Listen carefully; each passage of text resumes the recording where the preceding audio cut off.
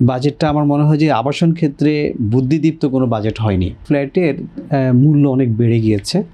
তো এই বেড়ে যাওয়ার পিছনে এই এই মূলত এটা দায়ী। তো আর এই বেড়ে যাওয়ার পিছনে কারণটা হচ্ছে যে আসলে প্রতিনিয়ত যেভাবে নির্মাণ সামগ্রীর দাম বেড়ে যাচ্ছে এবং যে হারে আমাদের এফএআর কমে আসছে রাজুকের, যে ধরেন যে আগে যেটা একটা 5 কাঠা ল্যান্ডে আমরা যতটুকু পেতাম এখন তার থেকে অনেক কম স্কোয়ার ফিট পাই। তার মানে হচ্ছে যে এখন 5 কাঠাতে আমরা ফ্ল্যাট প্রতি স্কোয়ার ফিট অনেক কমে গিয়েছে। তো সব কিছু মিলে এখন দাম অনেক বেড়ে গিয়েছে, যার জন্য আবার পাশাপাশি ব্যাংকের রেট অফ ইন্টারেস্টও আসলে অনেক বেশি এখন।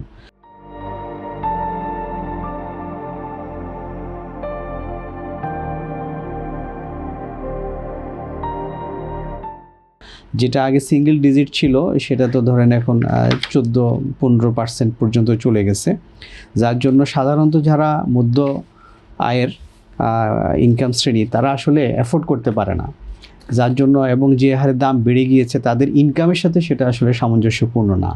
তো যার জন্য আমরা আসলে অনেক ক্রেতা হারাচ্ছি।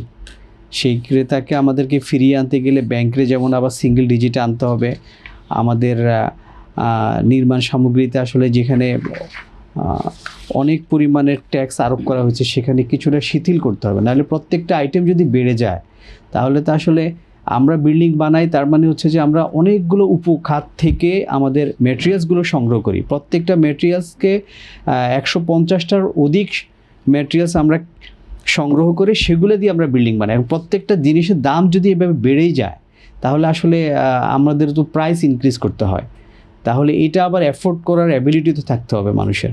তো যার জন্য আসলে সেলস কমে যাচ্ছে এবং আসলে আমরা আমাদের দেশে নগরায়ন থেকে এখন আসলে আমাদের গ্রামের দিকে মানুষজন আমার মনে হয় একটা সময় চলে যেতে হবে বা যাচ্ছেও।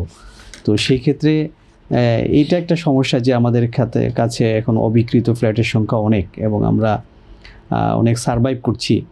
তো বাজেটে যদি একটা ভালো প্রতিফলন আসতো তাহলে মনে হয় যে আমাদের এই সেক্টরটা একটু ঘুরে দাঁড়ানোর সম্ভাবনা তৈরি হতো, কিন্তু এখন আসলে আমরা সত্যিকার অর্থে আমরা আবাসন ব্যবসায়ীরা হতাশ।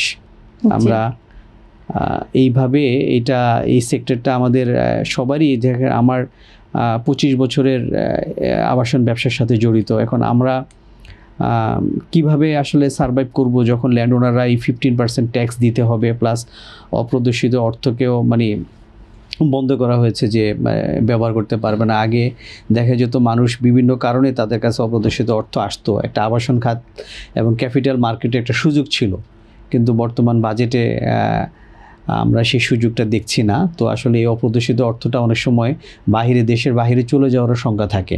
তো সেক্ষেত্রে এই বাজেটটা আমার মনে হয় যে আবাসন ক্ষেত্রে বুদ্ধিদীপ্ত কোনো বাজেট হয়নি। এটা আমাদের নীতি নির্ধারণী মহল, আমাদের মাননীয় অর্থমন্ত্রী, মাননীয় প্রধানমন্ত্রীর আমাদের এই খাতকে পুনরুজ্জীবিত করার জন্য আমার মনে হয় তাদের আবার একটু আমাদের সাথে দেখে বাজেটটাকে রিথিঙ্ক করার প্রয়োজন দেশের স্বার্থে।